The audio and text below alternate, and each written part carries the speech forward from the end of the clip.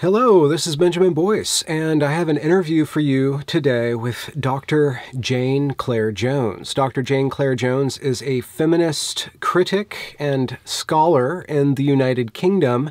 In this interview, which is the first of two interviews that we had, we discuss the theoretical framework, or at least we explore the theoretical grounding of her ideas about hierarchies and domination and the patriarchy. The second interview that we did, which is the one I released, was more about current events and society as we see it now, and events that have happened very recently. This one is a step back and is a wider view about her ideas. To quote her, I was helpfully defensive in my contention with her in this discussion.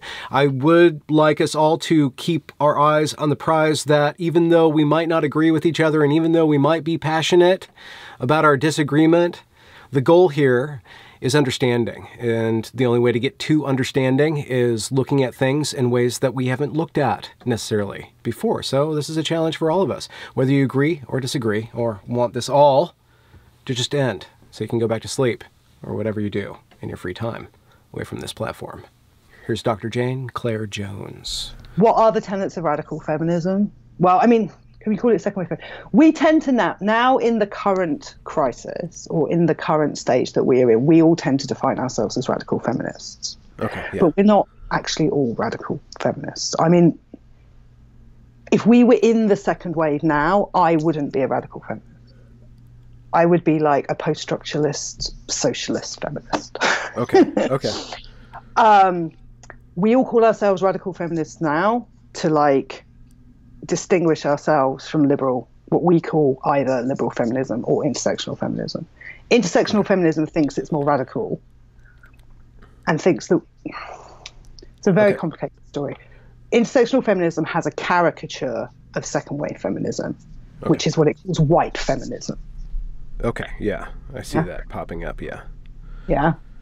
So when intersectional feminism, and what we have to make things more complicated, we also have to distinguish intersectionality as an academic discourse that was developed, which actually came out of second wave feminism.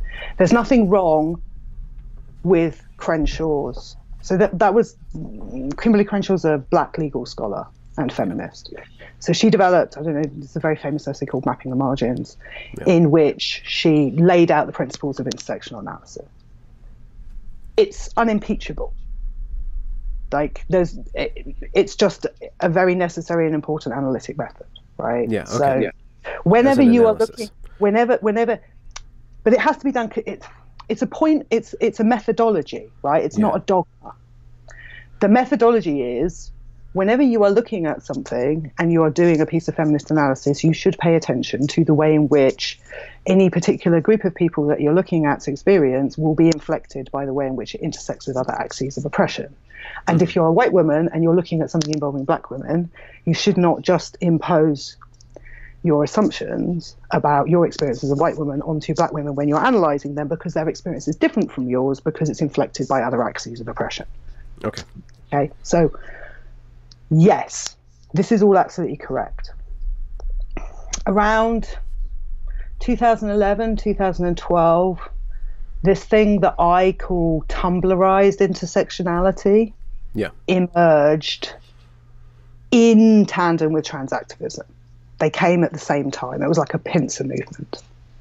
And I've actually, there's a piece on my website where I talk about what work intersectional feminism is doing to support trans activism, basically.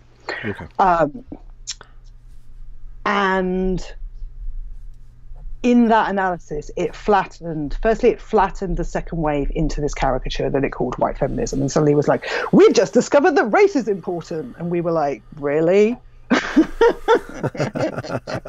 You've just discovered no feminist before you, including all the black ones who were second wave feminists, had noticed that race was important. No, we were just, and then they turned it into this caricature of like the most liberal type of like Sheryl Sandberg-y type, you know, we just want, you know, it's all about the glass ceiling and it's all about like white women just being interested in like gaining more power within, you know, and paying black women to do their work for them, right? So it took a thing which is true, which isn't, I mean, that is a small part of the current political scene. It took that, and then it said that is the whole of second wave feminism, and this is all morally bankrupt. And at the same time, it said the reason why second wave, and this is the clever bit / insidious, the reason why second wave feminism is all morally bankrupt is because it focused on female people.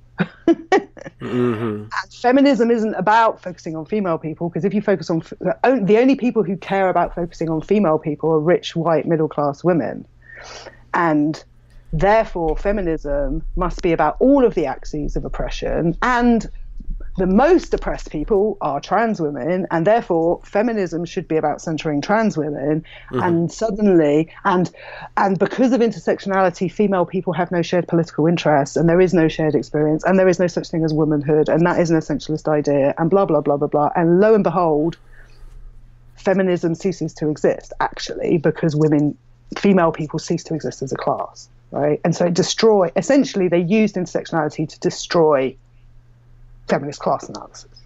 Okay. And then they were like, now you have to center these male people. And we were all like, and if you don't center them, you're a racist, because the only people who don't center them are those white feminists over there.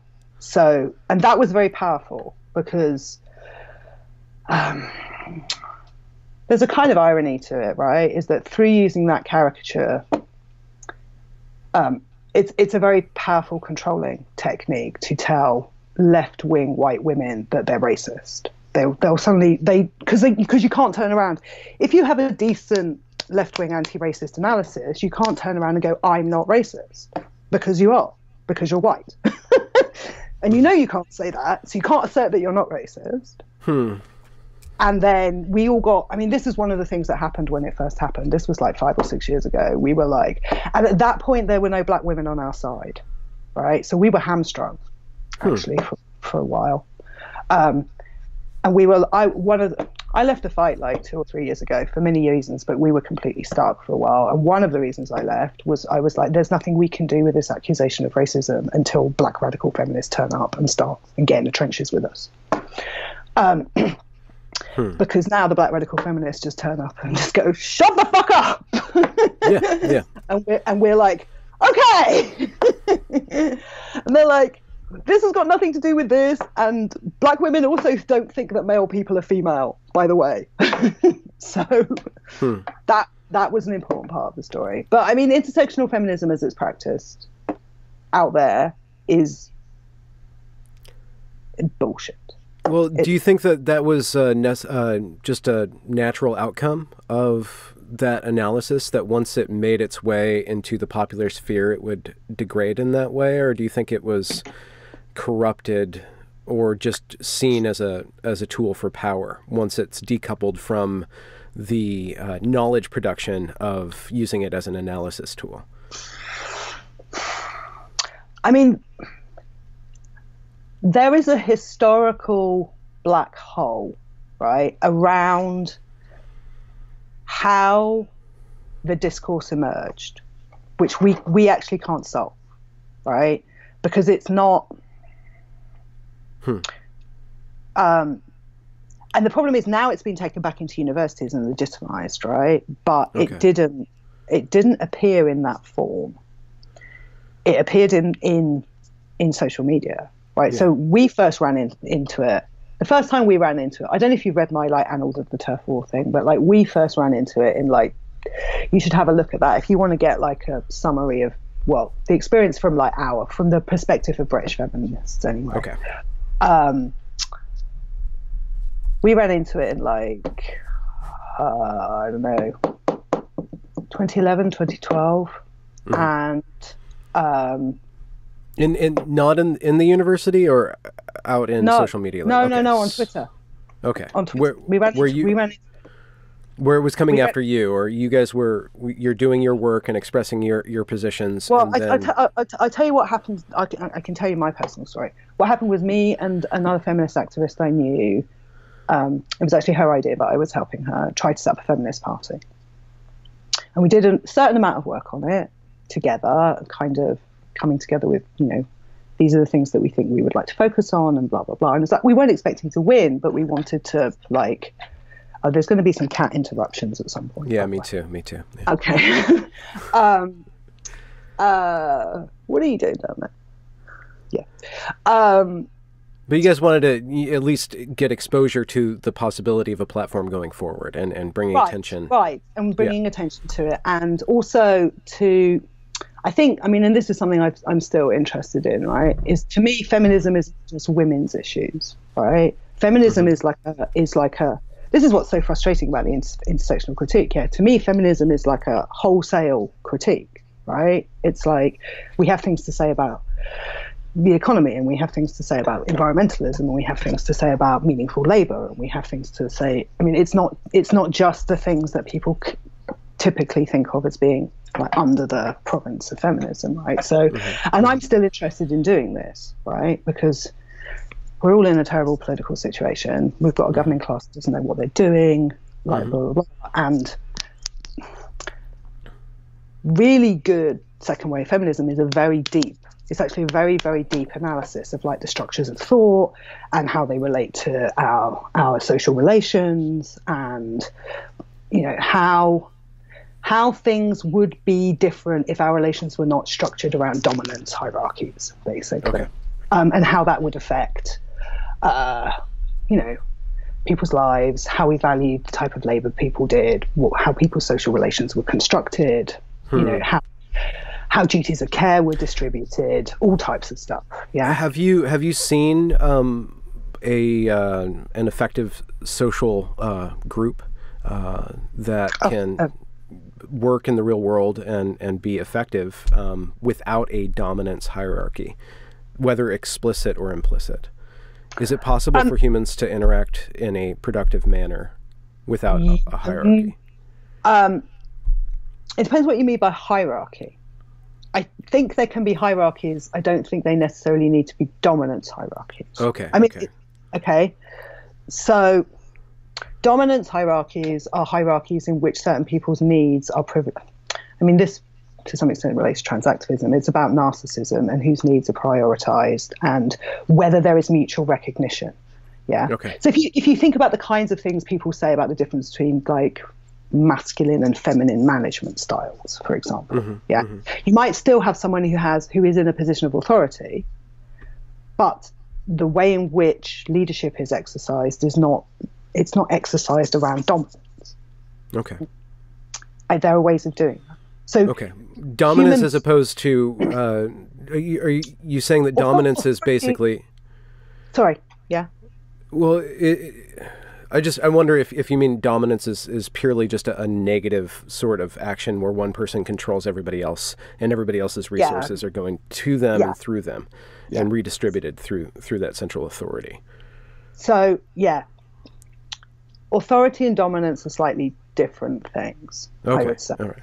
Yeah, because authority can be gained by expertise, for example. So somebody might exhibit a particular degree of skill doing something, whether it's knowledge or an ability to do something, and then the people in the community will extend respect and recognition towards that person, and they will develop authority. That authority isn't necessarily grounded in dominance. It might give them some power, but this is the thing, is like there are different forms of power and not all forms of power are dominance. So dominance is where power is exerted in a way in which coercively to some degree or another, and in which there is not mutual recognition. That's the important thing, right? When I talk about what social organization would look like without dominance, what I'm basically talking about is what we would call like intersubjectivity, right? So like you have two people and they recognize each other and they recognize that each other have needs, and then they ethically negotiate around those needs. Now I can be your manager and I can either make you do something by being dominant, or I can make you do something. I can go, okay, so this needs to be done. So how are you fixed? Like, how long do you think that's going to take you to do? You know, what kind of support do you need? Blah, blah, blah. Or I can be like, get that on my desk by 5 o'clock on Friday. Otherwise I'm going to fire your ass. Yeah. I know. I've had both kinds of bosses, and I know which ones I work better under. Exactly. And generally people work better when they're not being dominated, because nobody likes being dominated, right? Okay. But people like exerting dominance, and patriarchal masculinity functions around dominance, right? And, you know, that's true in sexuality, and it's true in, you know, work relations, and it's true in all kinds of social relations. Okay. So are you saying that all sorts of patriarchs, all sorts of male authority are inherently a dominant hierarchy? No. Okay. No, because authority is not the same as dominance, right? Okay. I'm saying that the structure of patriarchal, there are male people in this society who have authority who do not exercise that authority in the mode of dominance. Yeah. And there are female people in this society who exercise authority in a patriarchal mode of dominance. Okay. Because very often, actually, female people who get themselves into positions of power in this society are actually more identified with the performance of a certain form of dominance. Okay. Yeah. I'm just wondering. You brought up earlier that there's a caricature of second wave feminism by, I guess, the intersectionalists or the populist intersectionalist stuff. And the problem that I've had, and I'm trying to get around this, is that the term patriarchy seems to be used as kind of a flattening of a very complex, you know, not even a system, but like it's used as strictly as a negative against which critiques are made. And it seems to me that I've had experiences of my own authority and of other authorities that is very patriarchal, but in a very positive sense, in the loving father sense, rather than the domineering alpha male sense. Yeah, I don't think the loving father is an archetype of patriarchy.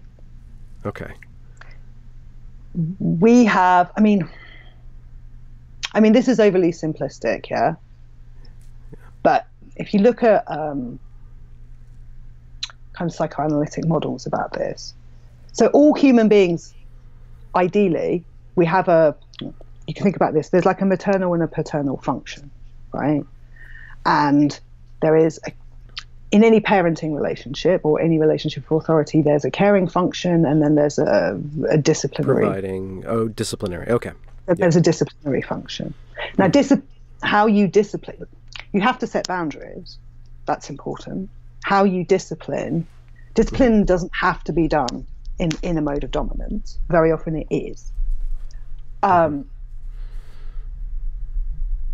It can be more expedient to act out of anger or reaction to an errant behavior than it is to slow down, be the adult, assess the situation, stop the behavior, and then try to teach the child why that behavior needs to be stopped. Okay, exactly. And I think, in transactional analysis, you would talk about this in terms of like parent-adult-child relations, right? Yeah. So what transactional analysis calls adult, adult is the thing that does the mutual recognition, right? But the adult, that also requires emotional self-processing, right? Yes. So someone does something and they piss you off, you don't immediately respond. You're like, okay, this is how am I going to go? It's how you do with a child when they're having a tantrum or whatever, right? Like you have to modulate your own emotional responses. When I say something like patriarchal masculinity promotes dominance, right? What we would say, or what I would say about that, is that it's to do with the way in which men emotionally self-regulate, right? Is that actually the way in which we raise men does not actually promote high-functioning emotional self-regulation.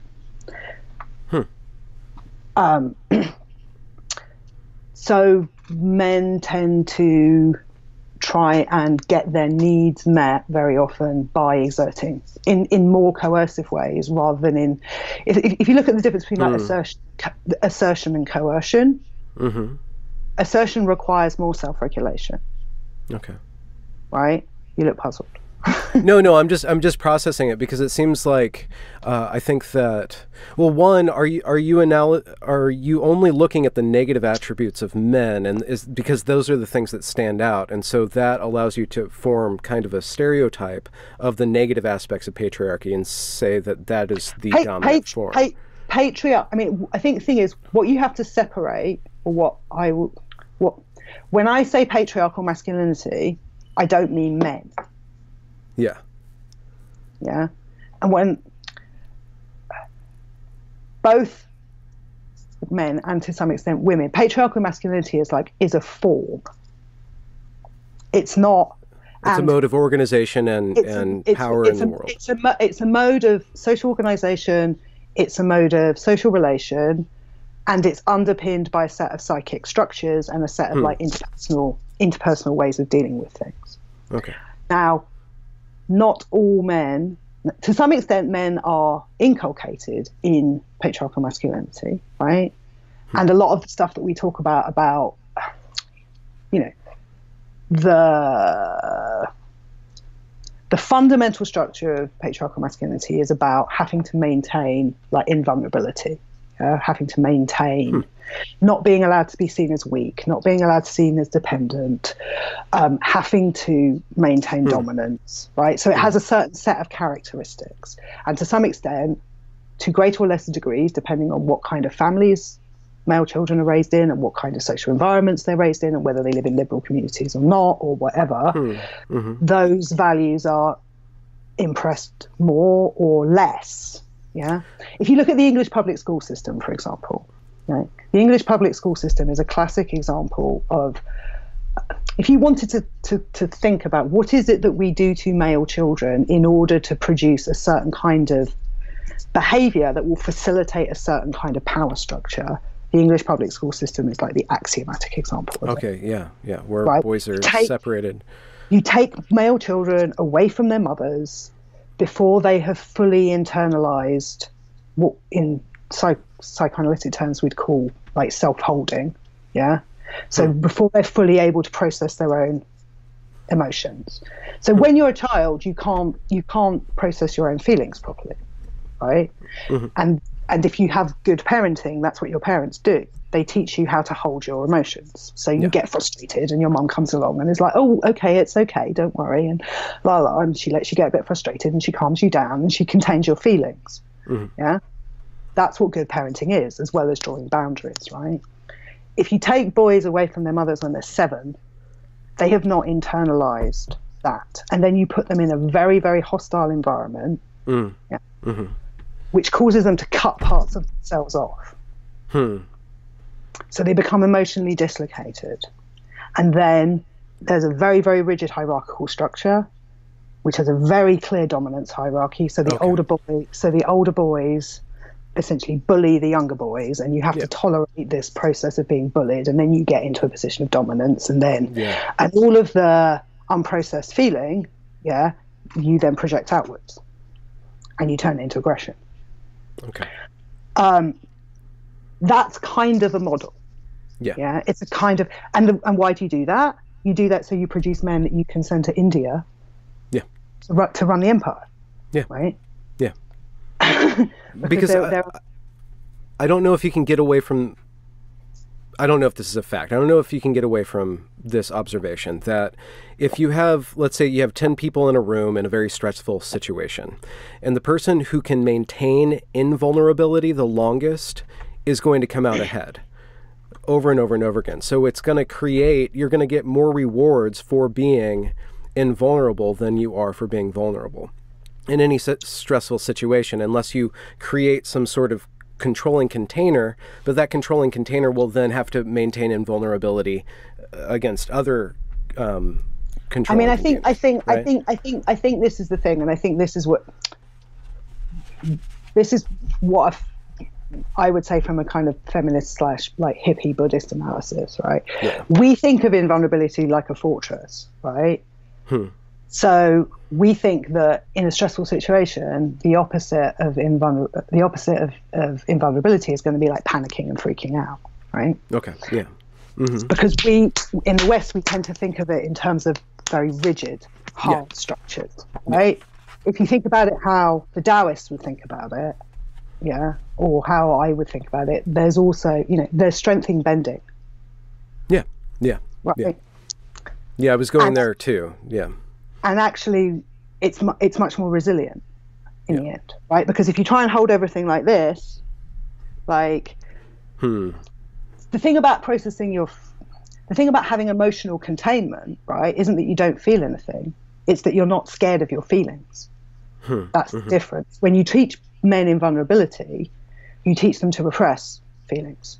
Okay. Yeah. If you teach what in philosophical terms we would call vulnerability, you don't teach them just to like go to pieces. You teach them how to have an internal emotional container that means that they can experience their feelings at an appropriate time. Obviously, if you're in a like underground station and it catches on fire, you don't freak out then there.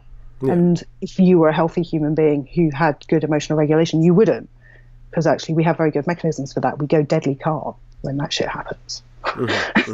Generally, if we're functioning, right? In a case like that, when you come out, you should let them freak out, right? Because you actually have to. One of the reasons people have post-traumatic stress disorder is because we don't let people freak out after they've gone through traumatic things, and then the energy gets caught in their system, right? Yeah. Because we think people freaking out, we perceive people freaking out as a sign of something bad happening, right? Sometimes it's necessary, like the body needs to discharge. Yeah. If you go through a traumatic situation and you freak out afterwards, that's not a sign of vulnerability. That's a sign of health.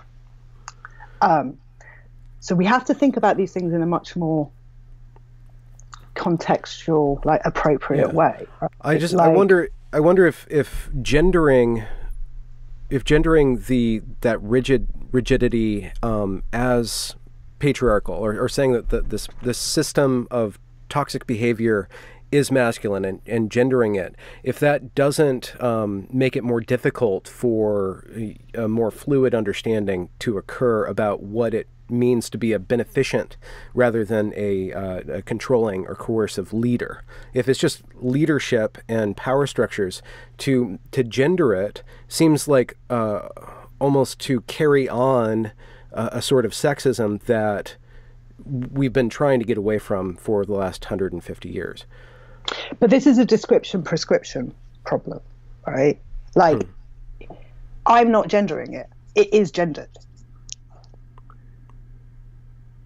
Like, is it though? Yes. Well, then what causes it to be gendered? What causes it to be gendered is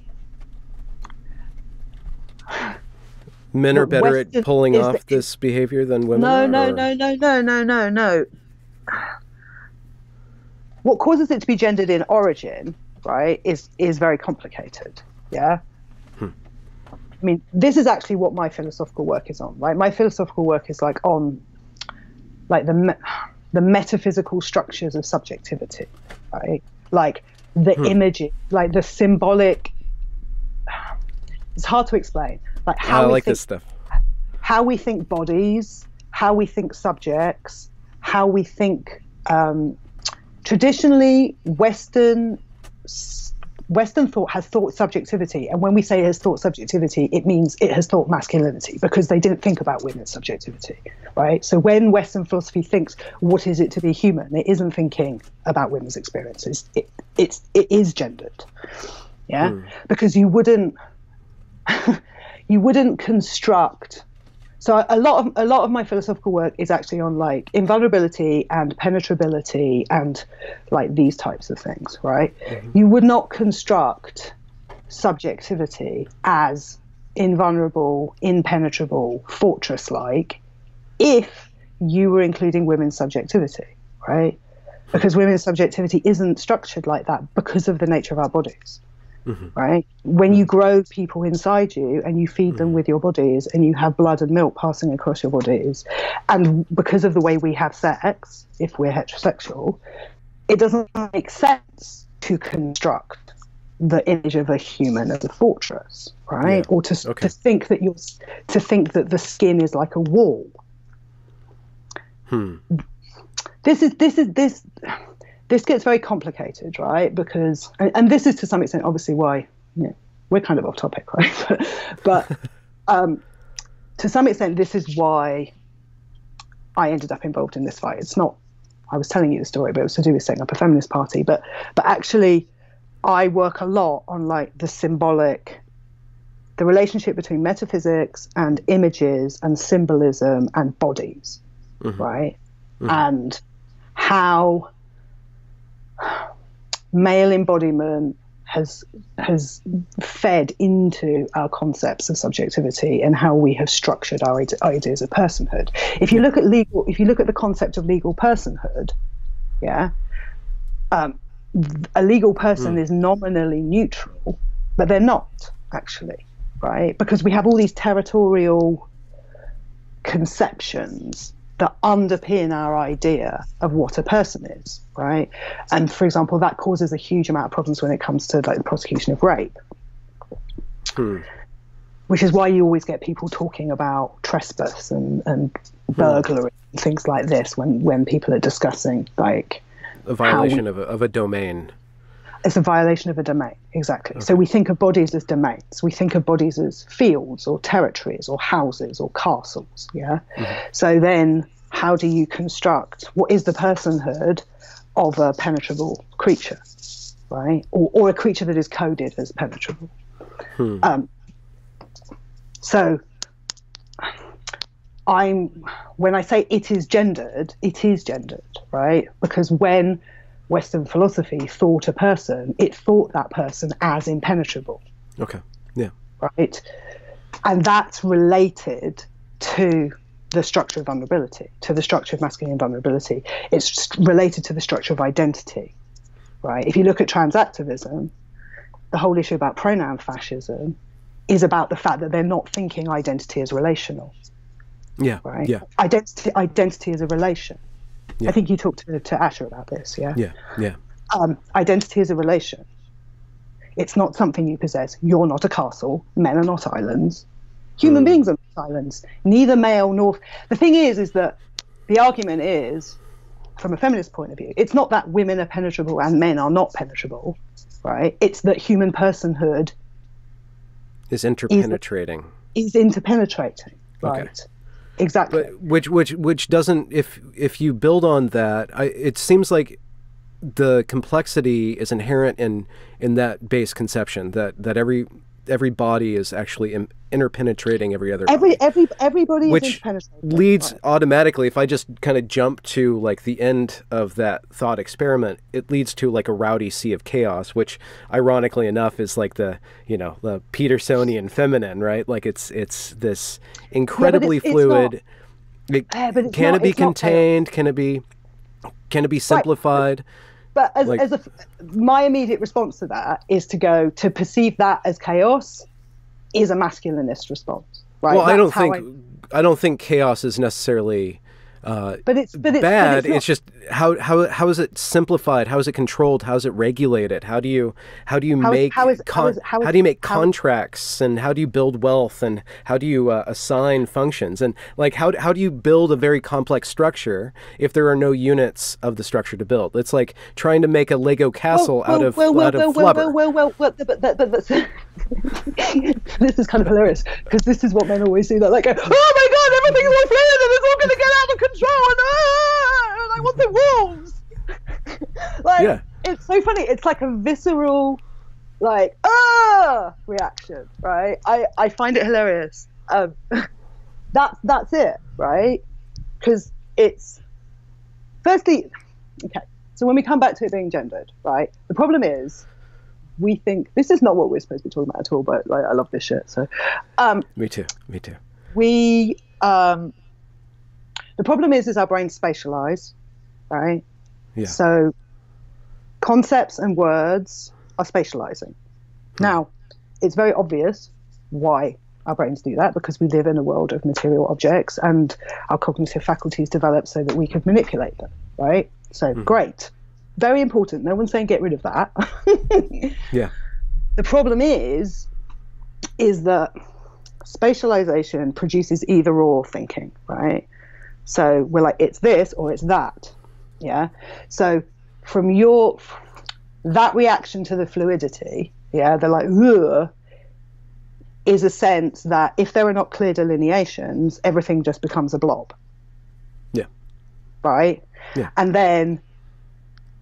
this is very complicated, and this is related to sexual misogyny and all kinds of stuff. Sirens and sea monsters and like big devouring mouths, and you would get sucked down into the depths and yeah. Like, you know, there's a reason why I have a whole chapter at the beginning of my Prince book on like women and wetness. And like this dude is not scared of rivers. He wants to jump in that shit. Yeah. And I'm like, that's someone who is not, he does not have any sexual, that's a lack of sexual, like you could not signal it more clearly. Everyone's like, why do women lack of sexual like, what? It's a lack of sexual misogyny. It's a non-fear of like being dragged into the depths. Yeah. Right? I'm going to get consumed. Yeah. And it's like, right. All that shit is patriarchal. Yeah, but like, okay, so taking that into account, no, because the opposite of clean lines, isn't complete chaos. It's not blobs. It's identity and difference exist in a complicated and constantly oscillating relationship. Like when I say identity is a relation, it doesn't mean it doesn't exist in me, right? I exist independent. So it doesn't mean I'm not what merged. You are seen. Yeah, I'm not merged perfectly. Okay. Right? There is still, but a unit. But in order to think about it, you have to think. Okay, so this comes back to penetrability, right? The difference between what I would call patriarchal logic and what I'm trying to develop, or what feminist philosophy has been trying to develop, can be thought of as the difference between impenetrability or impermeability logic, like thinking in terms of solids, and then thinking in terms of, I don't know if you saw the video I did, thinking in terms of things that interpenetrate but don't merge. Like a dance. This is very metaphorical, I think you can convey it. No, it's both and, right? So if you think about the relationship between mind and body, right? So here's a classic example. Here's a philosophical problem we've been banging our head against since the beginning of time, right? Clearly, materiality and consciousness do not have exactly the same properties, right? There is something meaningfully different between my consciousness and my kneecap, right? But clearly they're not completely separate either, right? Yes. So it's very obvious that our emotions cause physical effects and that physical effects cause emotions and that our thoughts affect our bodies and vice versa, right? If we have a psychophysical problem of some type, whether it's a backache or whatever, there are various levels that you can intervene on, right? You can intervene physically, you can intervene at the level of digestion, but you can also intervene sometimes mentally, because sometimes you have a pain in your back because your best friend, like, I don't know, said something to you 3 weeks ago and you didn't deal with it and you've tightened up. And if you actually remember what your friend said that you repressed and then you sit down and cry for 3 hours, your backache will go, right? Yeah, okay, yeah. This happens to me not infrequently, and then I'm like, oh, I've repressed something, okay, all right, you can't. And then you're like, oh, and suddenly I don't feel nauseous anymore, or like whatever way your body has tried to tell you that there's something stuck in the system, right? Yeah. Our bodies we are psychophysical things, right? Yes. We don't understand that relationship. This is actually like a spectrum, right? It's almost like degrees of concentration or something. It's like the energy gets heavier or lighter or something, and at some level it's consciousness and at some level it's matter, and then someplace in between it's interacting, right? how do we think about that? Well, we can't think that they're complete. If you think about it using a logic of solids, you end up with the same classic problem that this is what the circle philosophy has been running around the whole time. Either they're separate or they're the same, or they're separate or they're the same, right? Mm-hmm. Because when you think about things in terms of solids, they can either only be one thing or another. They can either only be different or identical, right? When you think about things in terms of interpenetration, the way I think about it is in terms of gases. So let's put aside the sirens and the getting sucked into the depth for a while, and let's think about oxygen and nitrogen in air. Now, air is a phenomenon. It is produced by the relation of two elements. Those elements are completely interpenetrating, but they don't disappear into each other, right? It's not chaos. They are two things that are mixed together, but they're not completely merged. They don't lose their identity. There's still oxygen and nitrogen. Yeah. They're just really complicated. They're just a complicated intermixture, and together that intermixture creates another phenomenon. Yeah. Which is air, which has an emergent property that those two other properties don't have. Right? Now, if you think about our relationships between us and other people, it's like a dance, right? It's not chaos. There's me and there's you, and then there's the very complicated interaction between us, right? And my experience of myself is a very complicated mediation of my experience and your experience of me and my perception of your experience of me and the way in which you're responding to it. Because other people are like mirrors, right? So we get a lot of information about ourselves from what is reflected back to us.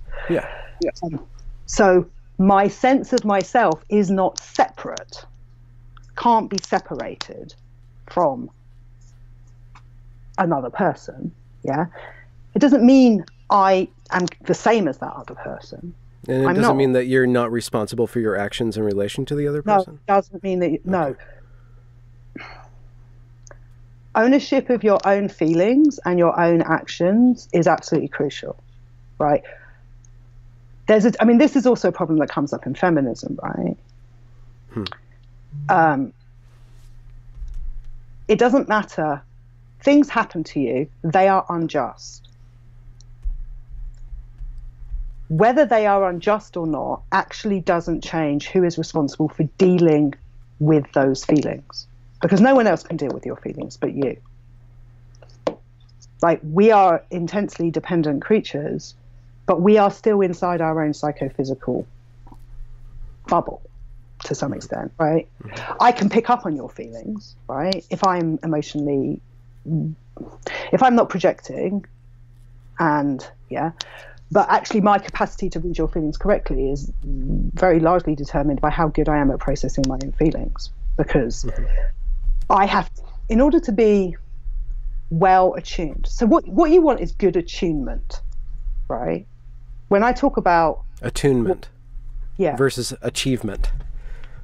Well, achievement is important too. Like, human flourishing is a very important thing. We should think more about flourishing and less about dominance. That would help. But when you talk about the relationship, like social relations, what you want is good attunement. You want people who are responding appropriately to each other. Comes back to the parenting thing, right? Yeah, it comes back to music too. Well, this is why I'm writing a book about Prince, right? Because actually it's much easier to explain this using music as an analogy, right? Because also music is temporal, so you can talk about dance and you can talk about rhythm and you can talk about these things, right? And this is one of Prince's favorite questions. What is the difference between harmony and agreement? But it's about attunement. I mean, that's what it is. It's like two forks, right? But to get attunement, you have to be clean, right? Yeah. So you have to be constantly self-caring and reflexive and reflecting and attentive. Exactly. And so what I think, I want to put out a couple things here. One. Can I smoke my pipe? Oh yeah, totally. You're the professor. Do whatever you want. Okay. So, awesome. So I guess the question that I want to go towards is that, and this is the thought that I've had for a long time, for about 20 years, like when I was supposed to be in college, but just went to use bookstores, where I perceived the best thing to do.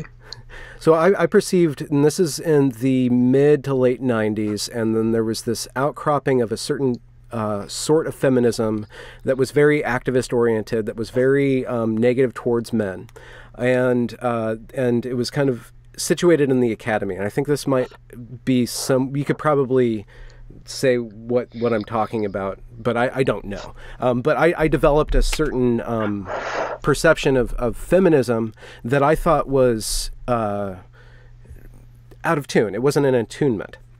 And what I perceived was that there is a masculine discourse that has mostly been built by men over however many ages. And because men got this technology, 6 millennia, and because men got this technology of writing, they encoded that thought process in time. And whether or not women were disallowed from that technology or didn't really care is a whole question. But I think in tandem with men building this discourse of philosophy that we can now look back as recorded, women were still interacting with each other through a completely different discourse, through the playground, through doing like this other activity of gathering and stuff, and speaking with the babies around and stuff, and doing a lot of work, building language and building this I guess this kind of this philosophy of care and this philosophy of attentiveness.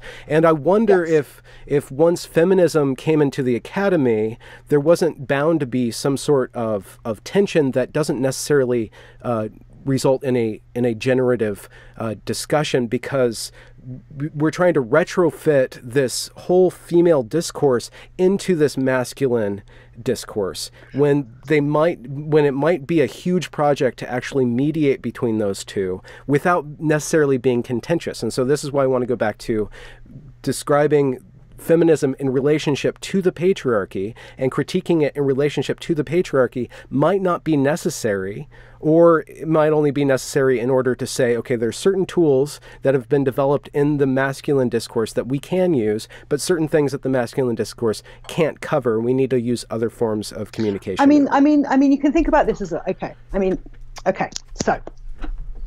this is why I make a distinction.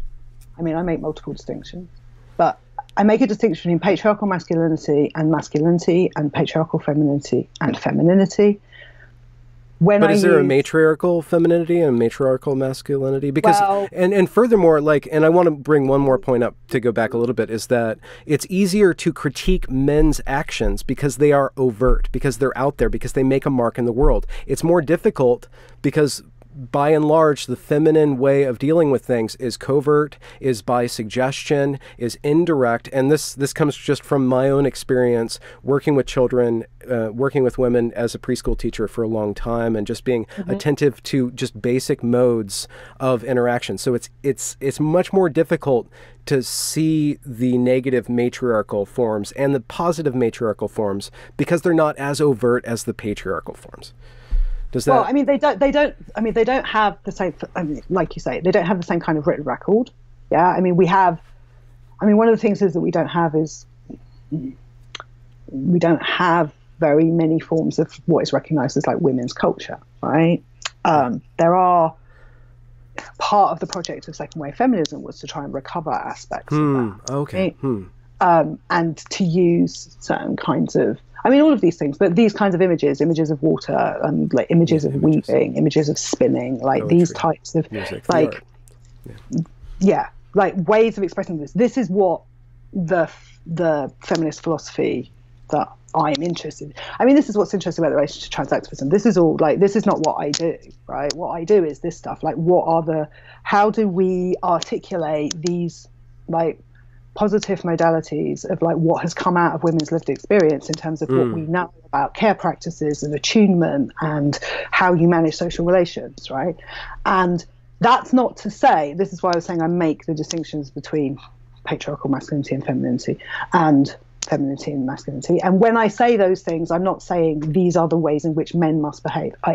In an ideal human society, the things that are coded masculine and the things that are coded feminine would be incarnated equally among all human beings, right? Like if you return to a kind of Taoist model, you want whatever. You want a balance of yin and yang, right? You want outward energy and you want receptive energy. But that doesn't mean that there's not a concentration of femininity in certain bodies and a concentration of masculinity in certain other bodies. I mean, that's an emergent property. But only at the extremes, right? In this respect, the transactivism, gender is a spectrum. This is correct, right? Like, there are hyper-masculine men, and then there are hyper-feminine women. Yeah. Right? And then there's like a whole load of people in the middle who are more or less a mixture, right? Yeah, but there's going to be a tendency of concentration. Just say any marriage, let's just say, like just a monogamous pair bond of whatever sexes. There's going to be a dynamic that forms over time where somebody is going to be generally more focused outwardly and somebody who's going to be generally more focused inwardly. Somebody who's going to be good about providing and somebody that's going to be good about caring. Yeah, but as soon as you get into this though, like as soon as you get into how relationships, obviously this becomes very difficult, right? Well, and admittedly, this is a masculine way of dividing things up. And to go back to what you're saying about the oxygen and the nitrogen, that's all fine and good that it's in the air. But once I want to do something with that nitrogen, I need to isolate it, extract it, and concentrate it, and then I can do something cool with nitrogen, like get high or make whipped cream, right? Same thing with oxygen. Which, it's like, and so nobody is saying, or not nobody, we're not saying that this set of thinking, like the ability to draw distinctions and to manipulate objects and like that, needs to be completely kicked out the window. Yeah, right? You're saying that there's a boundary to it. There's a time and a place for it, and it's not the full way of... It's like a hammer and nail problem, right? The tendency of the human intellect to spatialize and manipulate is incredibly useful, obviously, right? Like, you know, none of this would have been built if we're not capable of doing these very complicated spatial manipulation, this, that kind of thing. Yeah. It's actually quite bad when it comes to thinking about social relations, thinking about how to organize like societies, thinking about how to think about the relationships between things that are not spatial. Which is a lot of stuff, actually. Such as relationships. I'm trying to situate it in something that I can get a hold of, like. Well, everything that is not a spatial object. Well, okay, so this is the metaphor. Please shoot it down or discard it. Like there's a preschool, okay, and this is just my experience. So there's a preschool, there's a building, there's a playground, there's a kitchen and a dining room, and then a play area and a nap area. So there's all these spatial relationships, and in all those spaces, there's different things that you can do. But every day has its own chronological kind of layout. So you arrive, there's arrive free time, then there's snack, then there's a lesson, then there's lunch, then there's nap, and so that's another relationship. And within that ordering of the space and the time, then comes to be situations where people can learn, can grow, and learn and grow in different ways. Learn about objects, learn about themselves, learn about the bodies, learn about how to relate with other people, and then learn about... Let's come back to music, right? Yeah. That's not structured in that way, right? Like, it's not, the notes are not separate little spatial units, right? They form wholes and they exist in relation, and the emergent property of the whole thing is formed by the space and the notes and the relations between the notes, and what it creates is a wave, actually. Yeah. Not a waveform. Yeah. A waveform, right? So this is why I was writing about ecstasy and Prince and waveforms, right? Because could you define ecstasy? Okay, so the etymological meaning of ecstasy is outside of oneself, like ecstasis. Okay. So stasis, yeah, so ecstasis, right? So outside the standing of oneself, actually. Okay, so ecstasy, for me, what I'm interested in philosophically, this is why I'm interested in jouissance, it's why I'm interested in Prince, ultimately, is flow, yeah? Yeah. Is the state of non-self-consciousness, and that is in non-self-consciousness. So human self-reflection, right, is a spatial relation to some extent. So it's ourself when we look at ourselves. The relation between us and something else is like a mirroring, and it happens internally as well. When we're in flow, we lose that. We become the thing we're doing. Right? So there's not a hard relationship there. When you're writing or playing a piece of music, when we're having this conversation now, I mean, this is why I don't like this little thing of me up in the corner, right? I don't want to look at myself while I'm talking to you. You want that gone, because I want that gone, because then I'm just talking to you. And the fact that every now and again I catch myself, like, and actually I'm going to, now I've mentioned that, I'm going to like stick my hand over the corner of the screen because it's messing my flow up. You don't want to compose a piece of music with a mirror in front of you, do you? Yeah. Like the whole point is to this is what virtuosity is, right? Virtuosity is like an unconscious. This is ideally what we do when we train people. We teach them unconscious competence, right? And then you get to a point where you have expertise and skill to such a degree that you just do it, and you and the thing you're doing become okay. So we can't think about something like that, which is actually how humans make meaning. For example, if we want to talk about what meaningful human activity is, that's an optimal experience, right? It's also when our brain chemistry is at its happiest, right? Our brains are like, we love this, we're like, yeah. And what's interesting about that is that separation, the separation between us and the reflection of ourselves, or the thing that reflects back, disappears, and we become process effectively. Yeah. That's a kind of thinking that you can't really get at if you're thinking about, and that's not chaos, right? Flow is not chaos. But I don't know if you can get to flow or sustain flow without mastery, and I don't think you can get to mastery without a very hard delineation and ordering of time and space and object and container, and where do I put my fingers on the fret, and then how does this thing interact with the tube over there? No. I mean, I don't know about that. I mean, so I don't know if you can achieve that without breaking things down into manageable chunks. Without saying, but no one's saying. But this is what's worrying me, right? Yeah. It's an analysis synthesis division, right? You can't build things without pieces, right? Yeah. I'm a philosopher, right?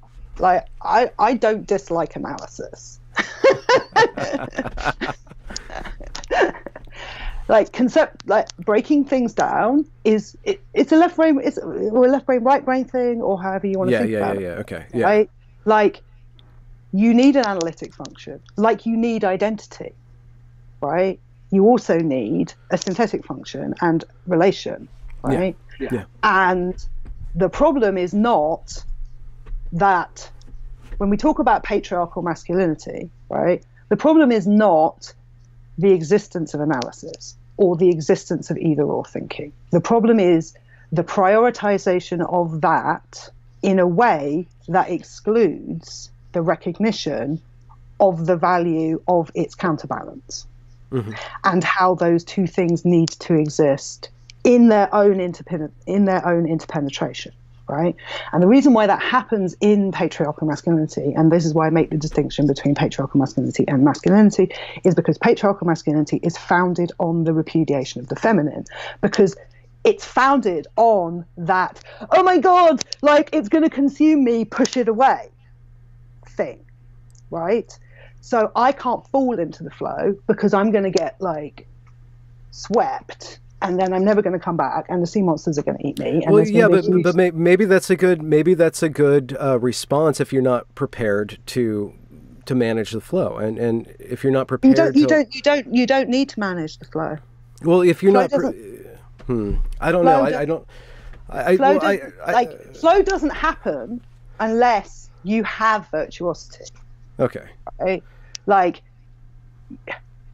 once you fall into it, this is the thing. I mean, I think this is the thing that women understand, or that people. This is what interests me about. This is why I'm interested in Prince, right? What I'm interested in about Prince is why he was not scared of that, right? Why a 16-year-old straight man was not scared of this thing that frightens most men, right? Which was just to go into that thing and then to release himself and to be completely like that's very interesting. That's what women really respond to in him, because he just like throw his head back and just go, yeah. And we're all just like, whoa. You're not fucking scared of us, are you? You're really not. Like, I mean, he had all his own issues, right? But in that, there's this very deep, like, embodied lack of fear of the chaos, of exactly that thing, that Jordan Petersonian, the feminine is chaos thing. Like, that, the thing is, okay, what we would say, is that is constructed to a certain extent. It's a self-generating thing. If you are taught that your safety depends on these hard lines, and that if you don't cling to these hard lines, you're going to get swept away and you're going to get consumed, then it becomes a self-perpetuating spiral, right? Yeah. And then you start producing all of these. Okay. Ultimately, this comes back to like the image of the oceanic and like the pre-Oedipal and all of this stuff, right? Yes. And people would say, so the classic patriarchal story is we have to pull men away from their mothers because otherwise they'll get bogged, emerge as individuals out of this. Because it's conceived that the relationship between the mother and the son is consumption, mutual consumption. Yeah, like there's no separation. Again, it's an identity difference problem, right? Yeah. Either we're completely together or we're completely separate. Like, you individuate through relation, right? And the thing is that you do. Humans individuate through interaction, right? Yeah. That's the point, right? Like, because the other person is interacting.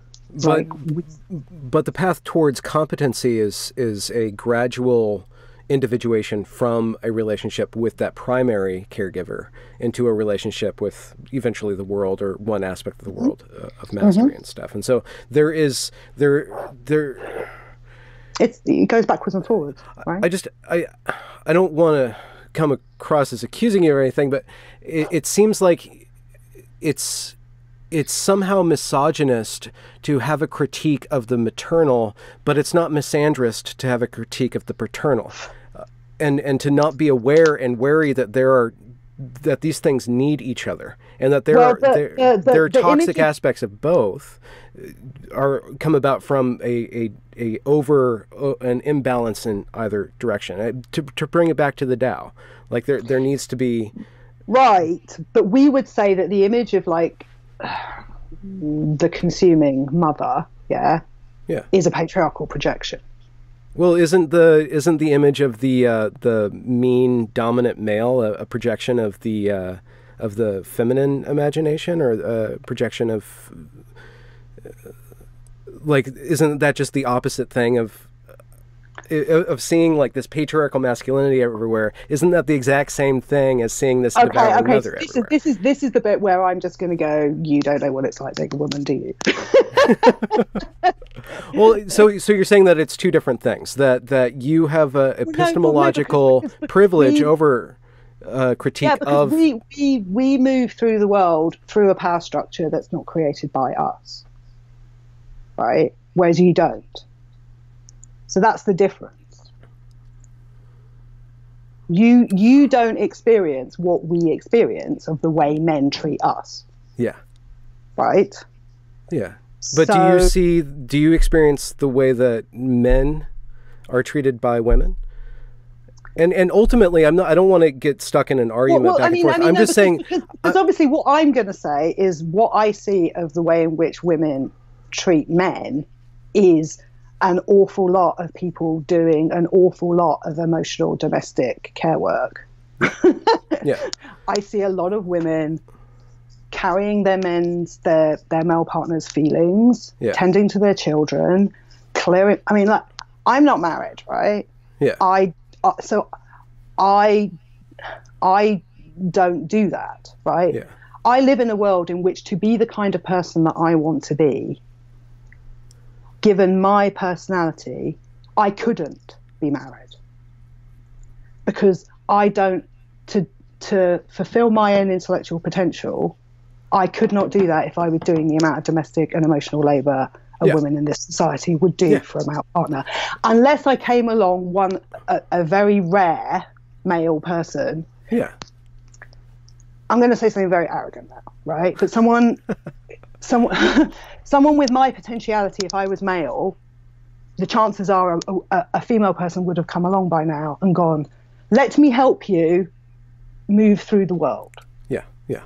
Yeah. I understand that. I remember I once went to Kipling's house, right? And it's like National Trust property. And we went up to, I don't know why I was there, because Kipling was a fucking racist asshole, right? And I'm in this guy's house and I'm like, why am I here? And anyway, it was because it was a beautiful day and I wanted to go for a drive, and he has nice gardens anyway. So I go to Kipling's house. And I wander up into the study, and there's this chaise longue, and there's like, they've mocked it up. So there's all these like, you know, bits of paper he's thrown in there, and his pipe, and he's lying on the chaise longue. This is where Kipling has his big thoughts, and, you know, writes and throws his paper away. And then there's a picture of his wife on the wall, right?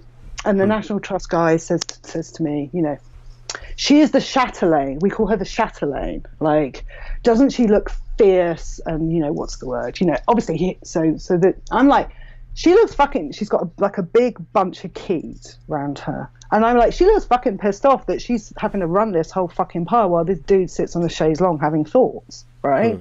Like, that's what I think.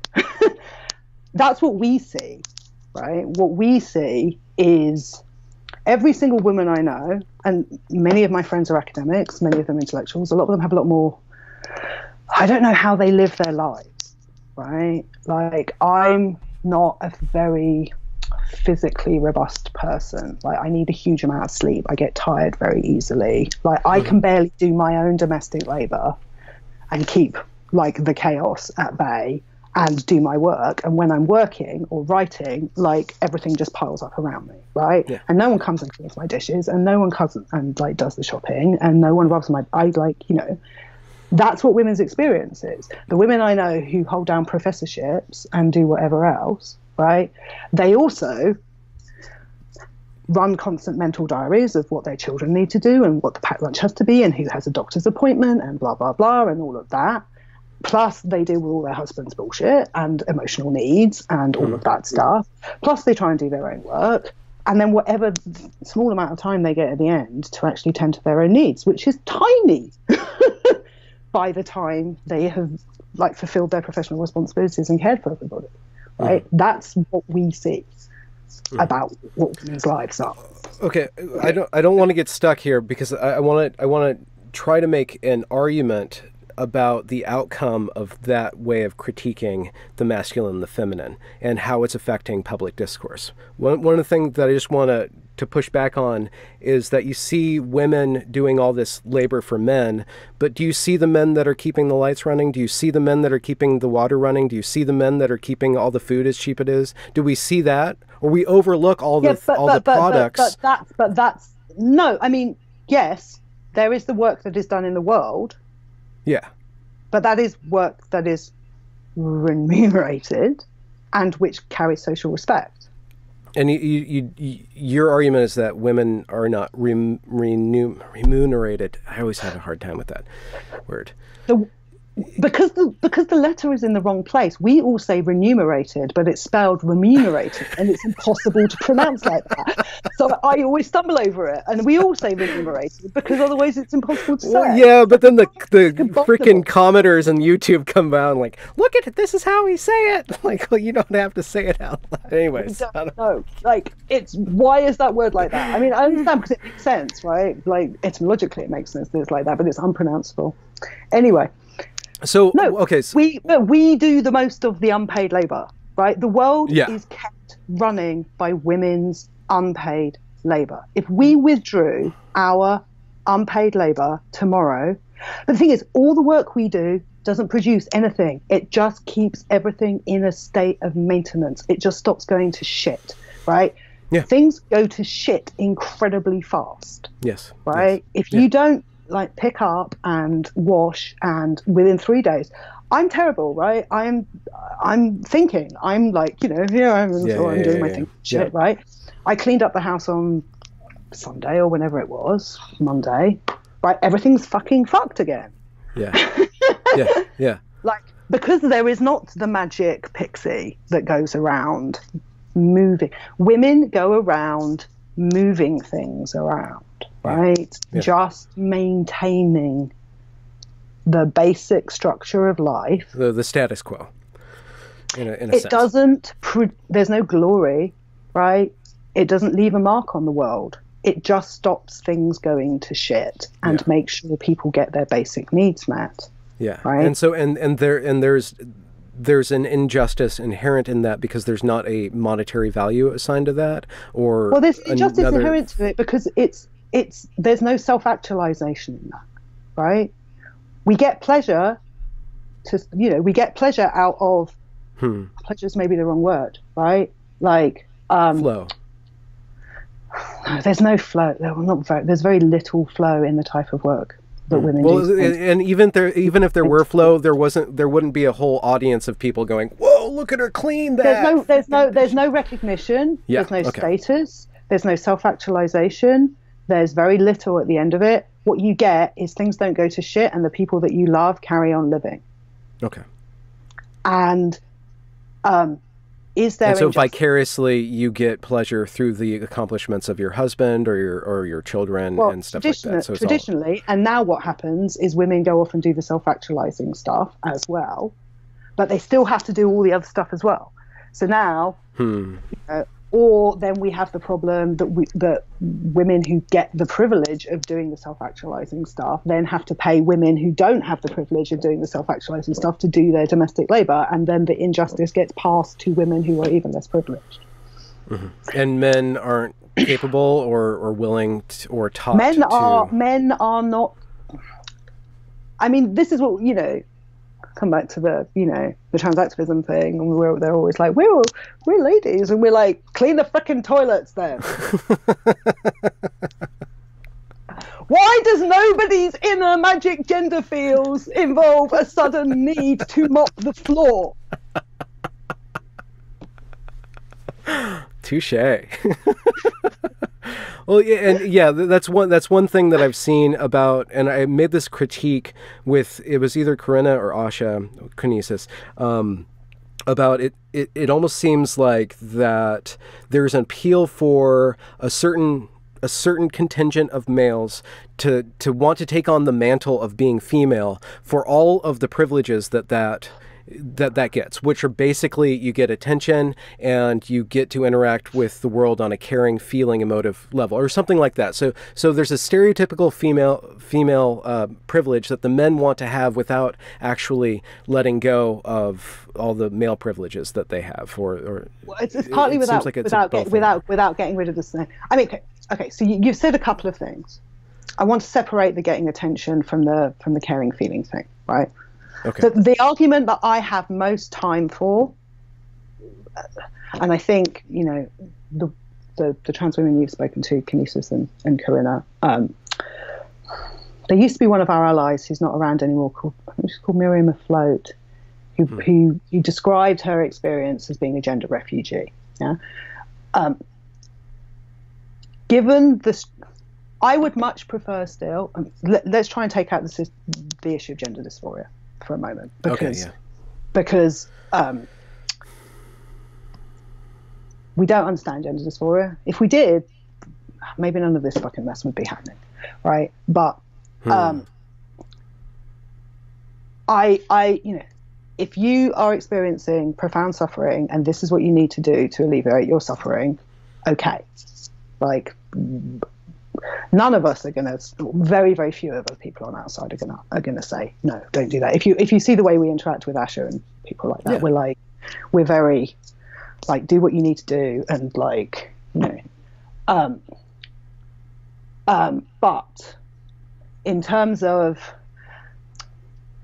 what the other elements of that are,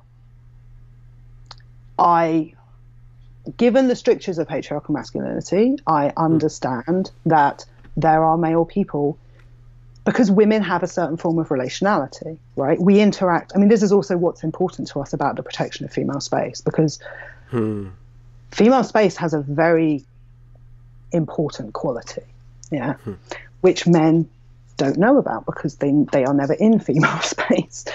And it's one of the things that's most valuable to me about being a feminist, right? Is the practice of spending time in female space. And, very often it will just be like a dinner or whatever, or, and you end up with like 8 women sitting around talking. And our relationality is quite different. Yeah. We don't tend to play games. We're not trying to score points. It does have quite a flat, direct structure to it, and it's really good. It's a really, really good human space. Not always, and feminism has lots of problems, but there are very few things that I enjoy more in the world than sitting in a room with 8 really smart women and just... That's your flow. Well, no, my flow is writing. No, my flow is writing, but it's a very... And I do understand the desire, and I think it's quite genuine in some male people to want to be able to move through the world relating. It comes back to the dominance thing to some extent, relating to other human beings in the way that women tend to relate to each other. Where and being related to. And being related to as women relate to each other. Like, women's relationships are generally really nice. I mean, when we're younger, they get much better as we get older, and we actually shed a lot of our patriarchal bullshit, and we stop caring, and we stop giving a fuck. Wait, see, why do you have to gender that? Like, why do you have to gender maturation? So everything bad in life has to do with like this negative masculine force. Like, are there not just natural processes of becoming a better person, or do we have to gender the negative parts of that maturation? Well, no, but I think for a lot of us, it's to do with dealing with the damage that is done to us. It's not emergent at all. There's not just things that young female people need to learn. Yes, there is definitely things that male and female people need to learn, which is like how to manage their own feelings and like be responsible. And I mean, if you look at the way that women and men bully each other, men or young women and young men, females bully each other socially, and that's the big epidemic with social media. That doesn't necessarily have to do with shedding patriarchal power structures. That's about exerting power over other people. I don't see it has anything to do like with this overarching negative masculine force. That I don't understand isn't an argument. We are set in competition against each other. Right. By some other force. So it's like hypoagency. You're saying that it's all the fault of something else. By the fact that we are raised to believe that our value is in the value that is attributed to us by men. And you don't think that's at all emergent from what a female is through Darwinian? Principally. I mean, and obviously it's not so much now, but it is still the case. Like, this is what men do not understand, right? And this is why the relationship to transactivism, to that aspect of you saying getting the attention, why that's so problematic to us, right? Because being the object of male attention is not fun. It's not fun? No. Sometimes 100% of the time? No. Sometimes it's fun. Most of the time it's not fun. Having your value as a human principally indexed by how much attention you get from male people fucks you up. Yeah, I'm not arguing against that at all. And that's the principal structure. So I just want to ask, are you saying that women would be perfect human beings if it weren't for men fucking them up? They would just naturally grow and have wonderful relationships with each other. No, of course not, because there's going to be individual degrees of trauma and stuff, right? And like individual fuck ups, right? But there is a power structure, right? And you don't think that there's a different power structure that's in the female? You need to separate it, right? This is what always happens. You need to separate it from men. It's not men, it's the power structure. Now, which is inherently gendered. So it's male. It's masculinist. Ist. Okay, masculinist. Or ish. Ist.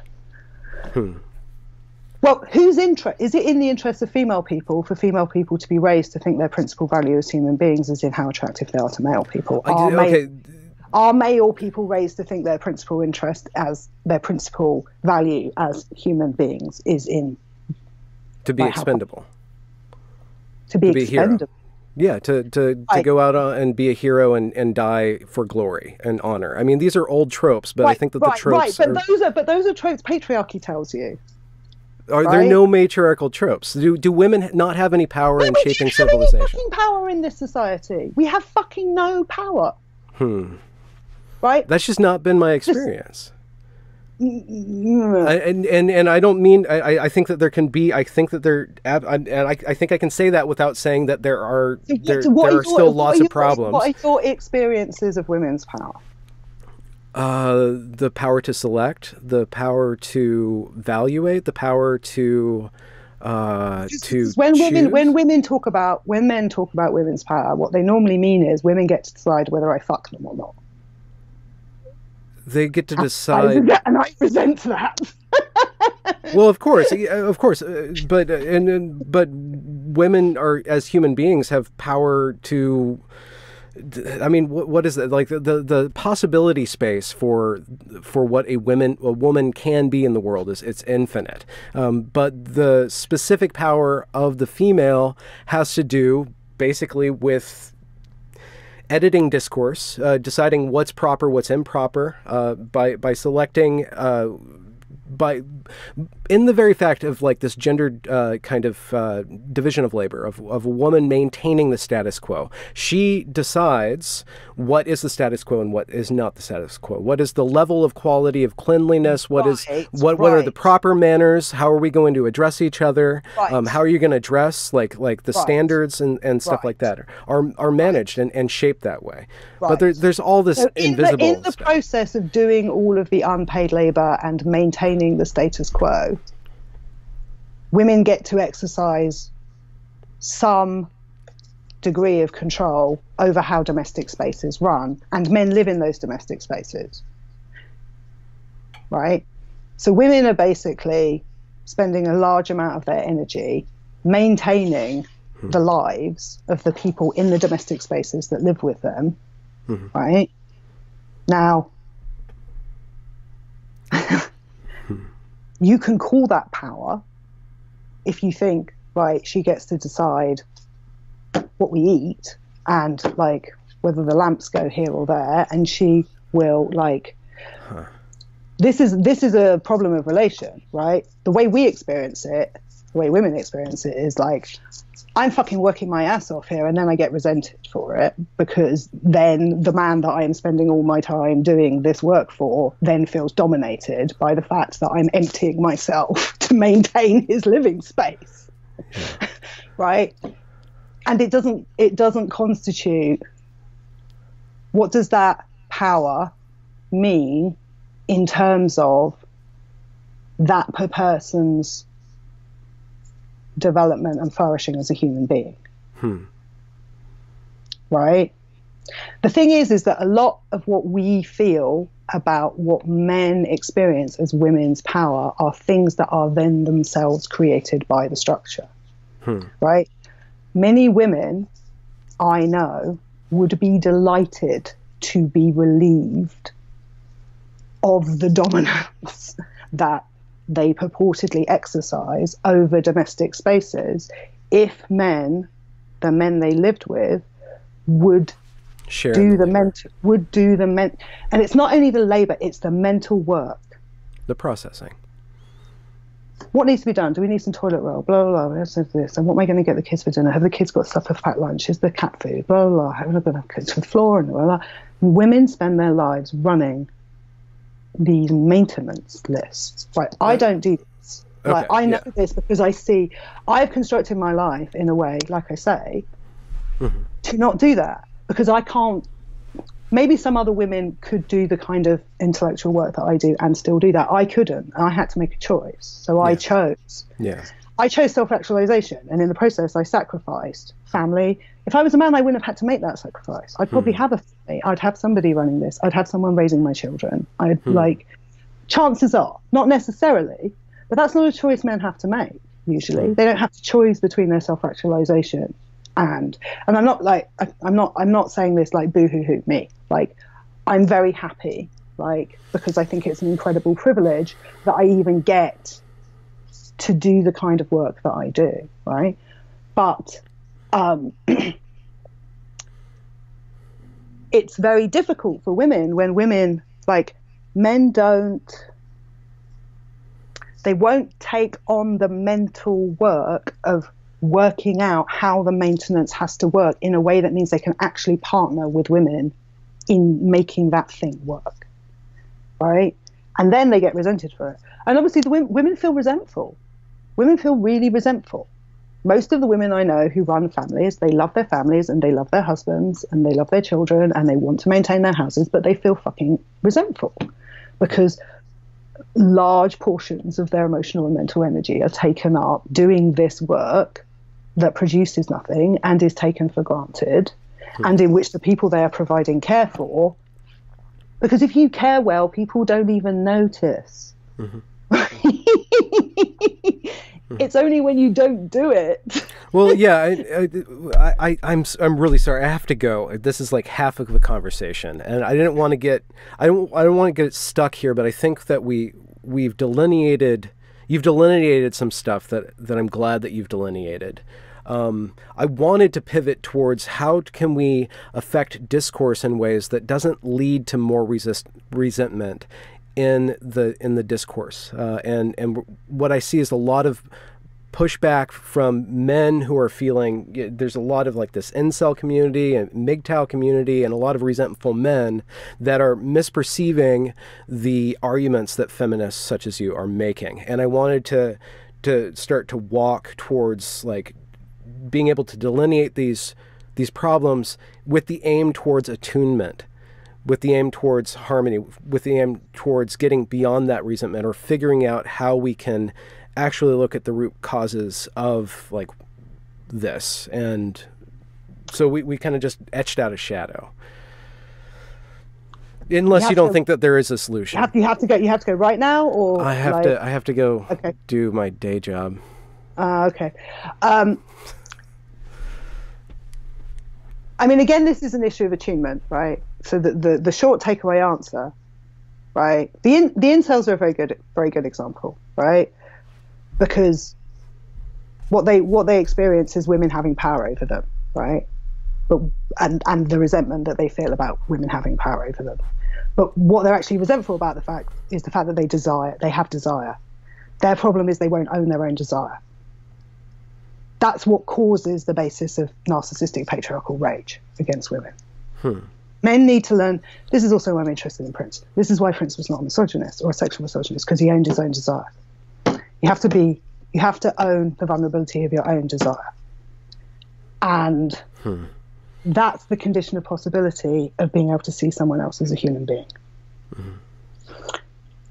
Until I don't know how to, I see what they're doing, right? It is not women's fault that men desire us. Men are responsible for their desire. And in order for there to be ethical relationships between male people and female people, and particularly sexually ethical relationships, everyone has to own their desire. And then that needs to be negotiated. And I don't know how to speak to people in that place, right? I don't know how to speak to them and say that, but that's the answer, right? We are not dominating men by the fact that men desire us. And then we get punished for it. That's why, and get punished for actually the insubordination of our humanity. Could you restate that? You broke up. We get punished for the insubordination of our humanity, for the fact that we are not objects. We are things that men desire, who then have our own being, and we get to decide whether that desire is reciprocated. And because patriarchal masculinity is structured around invulnerability, you can't own your own desire and be invulnerable, because owning your own desire is a state of vulnerability. So it all comes back to vulnerability, right? Men need to learn to own their vulnerability and to process their own emotions and to own their own desire. And that's the condition of viewing women as human. And once that happens, then everything changes. But while we have a situation in which men desire us, right, then they resent us for desiring us. Then they project their resentment for desiring us at us. Then we get scared because at that point they're dangerous. And then they try and punish us for it. And that creates that cycle. Yeah. At the point at which men can go, I feel desire. This is my desire. Come back to Prince, right? This is what I really love about Prince. He spends his whole time saying, I want. It's very straightforward. I want this. What do you want? It's very vulnerable because there's no pressure, there's no coercion behind it. It's just, I really want this. I really want you. And then he leaves it open. And there's always the possibility, in order to do that, there's always the possibility that the woman will go, well, I don't. Yeah, but as soon as you put coercive pressure behind it, we get scared because we are brought up to know as soon as someone pushes that boundary, we're in danger. And then we back off. Yeah. Men don't understand this. And it's the same thing with transactivism. If you push against the woman's boundary, you immediately become dangerous, right? Men don't understand that we live our lives with little antenna going, is this man safe? Is this man safe? Is this man safe? And as soon as we get a tiny little hint of this man is not safe, we will put up the walls and retreat. And if that retreat is conceived as rejection, then and someone pushes against it, like that's how that happens, right? So the answer is, this is what my dissertation was about. The fundamental structure can only be unpinned by men owning the vulnerability of their own want. And then everything changes. There you go. Thank you, Dr. Jones. Can we do this again? Please. Can we have a part two? Please, because we got in the middle of it, and then I was just like, oh my God, you don't know what it's like to be a woman. I didn't want to go there. I was trying to but we had to go there so we could build. It's fine. It's fine, right? It's fine. It's difficult for us to explain, and we have to explain it because men don't know what it's like to be us, right? They don't know what it's like to be on the other side of it, and we do need to explain it. And this is what's so unhelpful about this whole discourse of oh, it's so triggering. And I mean, I get it is, right? But I've dealt with my stuff and maybe I get a little bit emotional, but we need to explain as long as people are prepared to listen. But a lot of what is experienced as our domination is actually, it feels to us as projection, right? The power that we have or is perceived and is resented is the power that's actually created by the structure itself, right? If everyone owned their own feelings and their own vulnerability and negotiated ethically in attunement with other people, the whole thing everything would change. Everything would change.